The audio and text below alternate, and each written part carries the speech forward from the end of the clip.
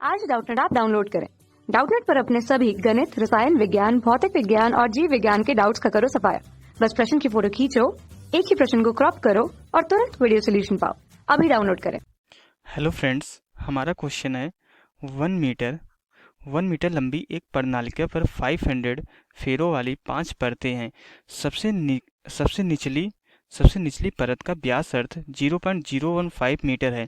प्रणालिका में बहने वाली धारा 5 एम्पियर है। ओके, बहने वाली धारा कितनी दी गई है प्रणालिका में? 5 एम्पियर। तो चुंबकीय क्षेत्र हमें निकालना है। चुंबकीय क्षेत्र कहाँ कहाँ निकालना है, इसमें अलग अलग जो है क्वेश्चन के अलग अलग पार्ट है। तो पहले पार्ट में हमें चुंबकीय क्षेत्र कहाँ निकालना है? प्रणालिका के केंद्र के निकट अक्ष, इसके अक्ष पर हमें क्या करना है? प्रणालिका के केंद्र के निकट उसके अक्ष पे चुंबकीय क्षेत्र निकालना है। सेकंड पार्ट में हमें प्रणालिका के केंद्र के निकट इसके अक्ष से परे मीन्स अक्ष से दूर। थर्ड वाले पार्ट में हमें निकालना है कि इसके सिरे के निकट इसके अक्ष पर। और फोर्थ वाले पार्ट में हमें निकालना है इसके केंद्र के निकट इसके बाहर। ओके, केंद्र के निकट लेकिन जो है प्रणालिका के बाहर हमें किसी बिंदु पे चुंबकीय क्षेत्र निकालना है। ओके, तो उस क्वेश्चन को जो है फिगर के थ्रू समझते हैं। ये फिगर हमारा क्वेश्चन में गिवन नहीं है। तो मान लेते हैं हमारी कोई प्रणालिका, इसकी लंबाई को हम एल मान लेते हैं और इसकी त्रिज्या को हम आर मान लेते हैं और इसमें फेरों की संख्या कुल एन मान लेते हैं। ओके, और इसमें बहने वाली धारा हम आई मान लेते हैं। आई धारा प्रवाहित हो रही है इसमें। ओके, तो क्या क्या राशियां क्वेश्चन में दी गई है? जो प्रणालिका की लंबाई एल दिया गया है, कितना दिया गया है? हमारा 1 मीटर के बराबर दिया गया है। ओके, और जो फेरों की संख्या है हमारी, जो पांच परत दी गई इस प्रणालिका में, यहाँ पे ये फेरे दिखाया है किस तरीके से प्रणालिका में फेरे बनाए जाते हैं। इस तरीके से बनाए जाते हैं और ये एकदम सटे, ये दोनों फेरे जो है एकदम सटे होते हैं और इस तरीके से जो है यहाँ से शुरू होकर जो है इस दूसरे एंड तक जाके एक परत हमारी कंप्लीट होती है। तो इसी तरीके से 5 परतें बनाई गई हैं। तो यहाँ पे फेरों की अगर कुल संख्या निकाले तो कितना हो जाएगा? कैपिटल एन हमारा कितना हो जाएगा? एक परत में 500 फेरे हैं और कुल 5 परतें हैं, तो टोटल हमारा जो है 2500 फेरों की कुल संख्या कितनी हो जाएगी प्रणालिका में? 2500 के बराबर हो जाएगी। इसमें बहने वाली धारा हमारी कितनी है? 5 एम्पियर के बराबर है। अब इसके बाद हमारा जो है, और इसकी जो त्रिज्या है, व्यास अर्ध मतलब हमारी त्रिज्या ही होती है, क्योंकि व्यास का आधा ही हमारा जो है त्रिज्या होता है। यहाँ पे इसकी जो त्रिज्या है आर कितना दिया गया है? ये आर की वैल्यू हमें दी गई है क्वेश्चन में 0.015 मीटर के बराबर दिया गया है। ये 0.015 मीटर के बराबर दिए गए। ओके, तो ये हमारा जो है इतनी राशियाँ क्वेश्चन में दी गई है। तो अब हमें क्या करना है? हमें चुंबकीय क्षेत्र निकालना है। तो जो सबसे पहला पार्ट है इसका अक्ष, ये हमने जो यहाँ पे ये स्ट्रेट लाइन दिखाई है ये मिडिल में, ये क्या होता है? प्रणालिका का अक्ष होता है। प्रणालिका का अक्ष उसकी लंबाई के समांतर ही होता है। तो प्रणालिका के अक्ष प्रणालिका के केंद्र, हमारा केंद्र यहाँ का ही होगा।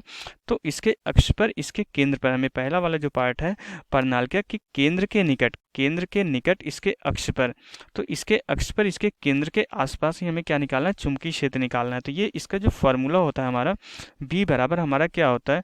B equal to mu naught N into I के बराबर होता है। तो यहाँ पे हमारा जो है म्यू नॉट क्या होता है?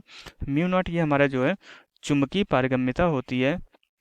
एन हमारा क्या होता है? एकांक लंबाई में फेरों की संख्या। हमने टोटल जो है फेरों की संख्या निकालनी है, लेकिन यहाँ पे हमें जो है एकांक लंबाई में फेरों की संख्या लेनी, और ये धारा होती है हमारी।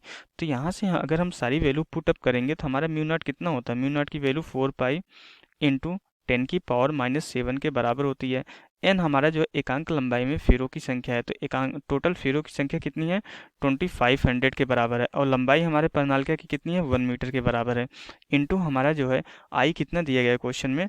आई हमारा जो है 5 एम्पियर के बराबर है। तो जब इसको हम सरल करते हैं तो यहाँ से जो हमारा चुंबकीय क्षेत्र का परिमाण निकल के आता है, कितना हो जाता है? ये 15.70 इंटू 10 जो है -3 टेस्ला के बराबर हो जाता है। जब इसको हम थोड़ा सा और सरल करके लिखेंगे तो हमारे बी की वैल्यू कितनी हो जाएगी? चुंबकीय क्षेत्र का परिमाण कितना हो जाएगा?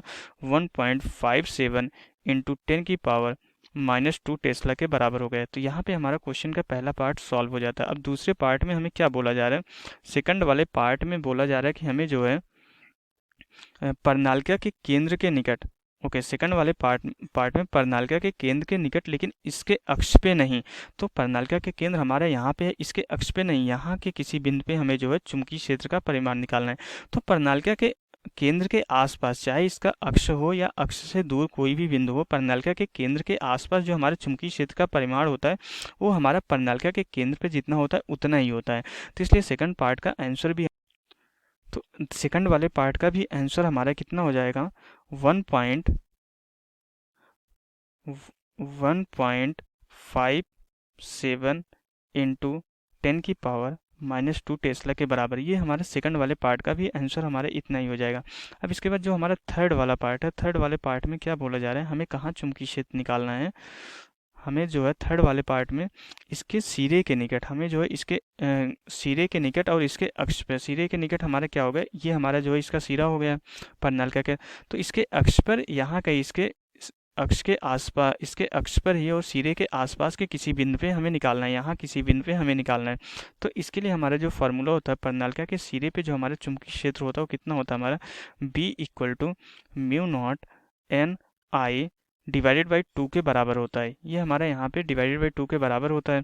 तो अब हमारा जो है सारी वैल्यू हम पुट करेंगे यहाँ पे। μ0 n I की वैल्यू हमने ऑलरेडी कितना निकाल रखा है, 1.57 इंटू 10⁻⁻² टेस्ला के बराबर है। तो यहाँ से डिवाइड बाई इसको क्या करेंगे, हम यहाँ पे /2 करेंगे। तो जब इसको हम सरल करते हैं तो जो हमारी B की वैल्यू निकल के आती है, चुंबकीय क्षेत्र का जो परिमाण निकल के आता है वो कितना आ जाता है हमारा, 0.785 इंटू 10⁻² टेस्ला के बराबर हो जाता है। तो ये हमारा जो है थर्ड वाले पार्ट का आंसर हो जाएगा, 0.785 इंटू 10⁻² टेस्ला के बराबर हो जाएगा। और हमारा जो फोर्थ पार्ट है, फोर्थ पार्ट में हमें क्या निकालना है, फोर्थ पार्ट में हमें चुंबकीय क्षेत्र कहाँ निकालना है, इसके केंद्र के निकट लेकिन परिनालिका के बाहर हमें निकालना है। तो केंद्र हमारा ये हो जाएगा, इसके आसपास जो है यहाँ पे, या तो यहाँ के किसी बिंदु पे या यहाँ के किसी बिंदु पे हमें जो है चुंबकीय क्षेत्र निकालना है। तो ये हमारा एक्चुअली क्या होता है कि जो हमारा परिनालिका के बाहर जो चुंबकीय क्षेत्र होता है इसकी जो वैल्यू जो है बहुत ही कम होती है, इसकी वैल्यू बहुत ही कम होती है, जो कि परिनालिका के अंदर से, अगर हमारा जो है BO से डिनोट करें परिनालिका के बाहर किसी भी बिंदु पे हमारा जो चुंबकीय क्षेत्र होता है वो परिनालिका के अंदर जो है चुंबकीय क्षेत्र से बहुत ही कम होता है। ये इसको हम नगण्य के बराबर मान सकते हैं, या हम इसको जो है जीरो भी बोल सकते हैं। ये लगभग जीरो के बराबर होता है। तो परिनालिका के बाहर किसी भी बिंदु पे जो हमारा चुंबकीय क्षेत्र होता है उसको हम जीरो के बराबर होता है। तो यहाँ से हमारा जो है क्वेश्चन हमारा यहाँ से कंप्लीट हो जाता है। Okay, thank you. कक्षा 6वीं से 12वीं से लेकर नीट, IIT, JEE वो एडवांस के लेवल तक 1 करोड़ से ज्यादा छात्रों का भरोसा। आज ही डाउनलोड करें डाउटनेट ऐप या व्हाट्सएप करें अपने सारे डाउट्स 8400 400 400 पर।